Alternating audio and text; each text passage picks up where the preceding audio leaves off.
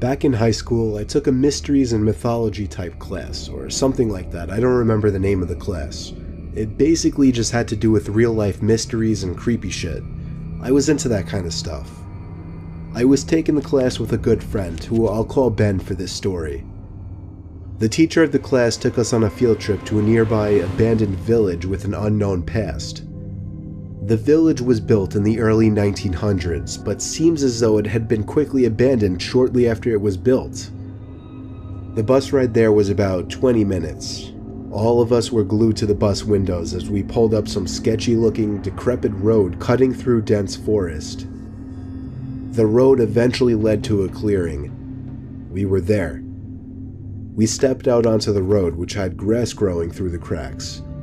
The grass surrounding was almost knee-high. Then there were the buildings. The tall, archaic brick buildings with the boarded-up windows all gave off such chilling vibes.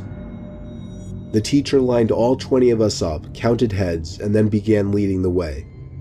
The point of this little field trip was to use the so-called skills we learned in class to see if we could put anything together about why the village may have been abandoned so long ago.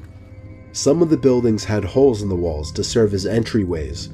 There were even holes in the ground next to some of the buildings, seemingly dug to get into the basements of some of the buildings, which seemed creepy. There was one building though. It stood taller than any of the others. It just intrigued me the most. While the teacher was leading the group towards the village church, Ben and I decided to sneak off on our own to look for anything interesting. When we walked off in the direction of the tallest building, we saw a hole in the ground. It was dug by the back door of the building, which had been sealed off. In the hole was a ladder which led down to the concrete floor below. We both looked at each other and knew we had to do it. Ben climbed down first, then me.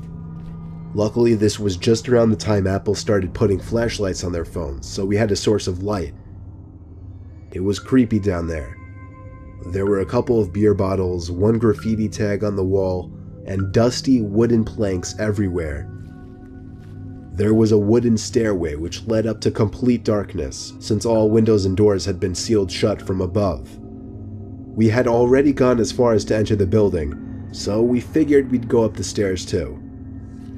I went first, and with each step, the creakiness of the 100-year-old wood made me feel as if I was going to fall through each and every step. Ben followed suit. This floor of the building was very tight. It seemed like there were many openings going off into different, smaller rooms. It was so dark in there you would never even guess it was daytime. Ben and I were honestly starting to get creeped out in there and agreed to go back outside.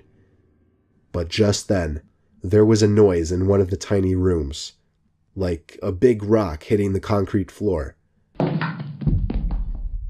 A normal instinct would be to run, but Ben and I froze, locked eyes for a moment, then both tiptoed over to the opening of the room.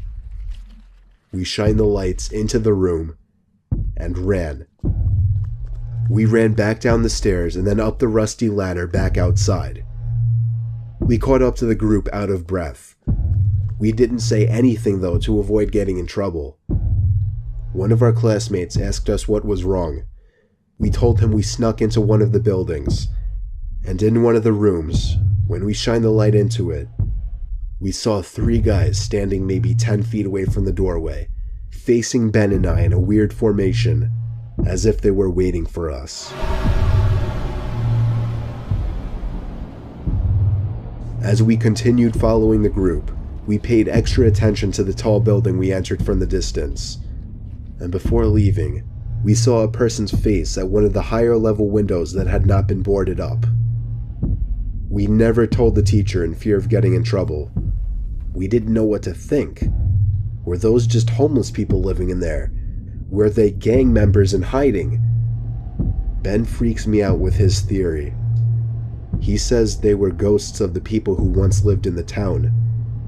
Still, the way the 3 guys were just hauntingly standing there so calmly, staring at us the moment we peeked our heads through that doorway, I still can't get that image out of my head.